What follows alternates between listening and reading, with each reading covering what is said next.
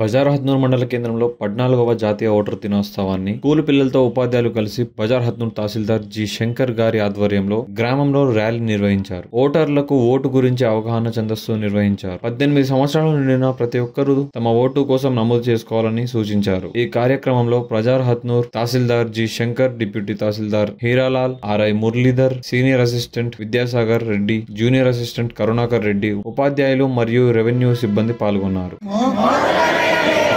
ప్రజాస్వామ్యంపై విశ్వాసంతో మన దేశ ప్రజాస్వామ్య సాంప్రదాయాలను స్వేచ్ఛాయుత, నిష్పక్షపాత, ప్రశాంత ఎన్నికల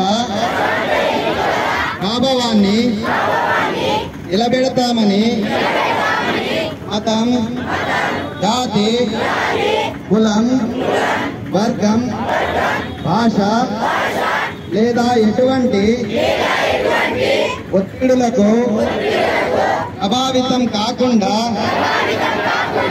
ప్రతి ఎన్నికలో నిర్భయంగా ఓటు చేస్తామని ఇందు మూలంగా ప్రతిజ్ఞ చేస్తున్నాము. జై హింద్. ప్రజాస్వామ్యం, ప్రజాస్వామ్యం, నోటుకు ఓటు, నోటుకు ఓటు, ఒకే ఓటు, ఒకే ఓటు. భారత్ మాతాకి, భారత్ మాతాకి.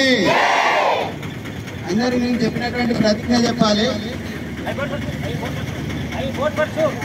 ఐ ఓట్ ఫర్ షూర్ అన్నారు. I vote for sure. I vote for sure.